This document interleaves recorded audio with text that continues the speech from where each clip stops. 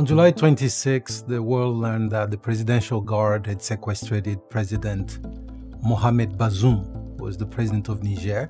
He came to power in 2021, elected democratically.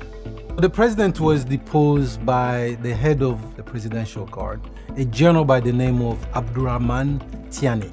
And that caused a serious tension between the Presidential Guard and the rest of the military, of course. But since they were holding the president, there was not a lot that the other sides of the army could do. Eventually, some of the officers joined General Tiani in this endeavor, and they've since set what they call the National Council for the Safeguard of the Homeland, which is led by General Tiani. This is considered a transitional government. General Tiani, in his communique, said that he was taking over to save the homeland, to save the country, because the security situation has deteriorated. Now, Niger sits in a very bad neighborhood. We recently have seen a series of coups in Guinea, Burkina Faso, in Mali. Those were military coups. The region is also prone to extremist violence. We've seen all these insurgents and militia groups that have set shop in the region.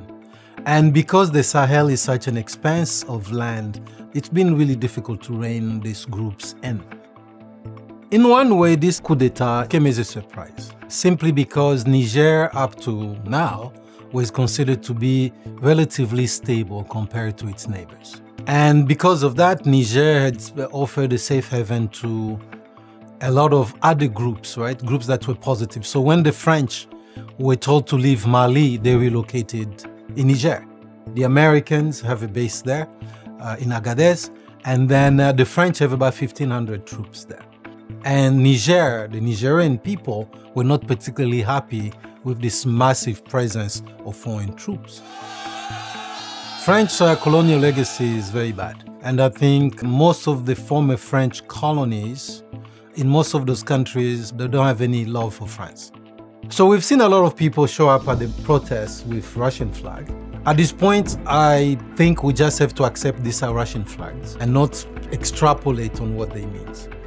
The sentiment is anti-French, but also anti-France sentiment do not automatically transfer into a love surplus for Russia.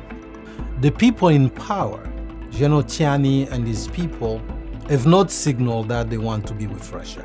But I think as we engage with them, particularly the erstwhile allies like the United States and France, I think there gotta be room to really engage them so they don't fall by the wayside and go the Wagner way. Now, is Russia trying to seize the moment?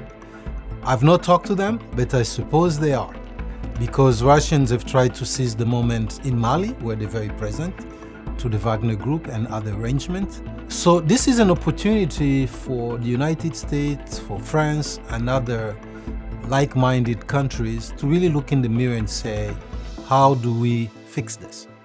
And fix this does not mean impose our military might, but means how do we adjust our engagement in this country to help them meet the needs of the people.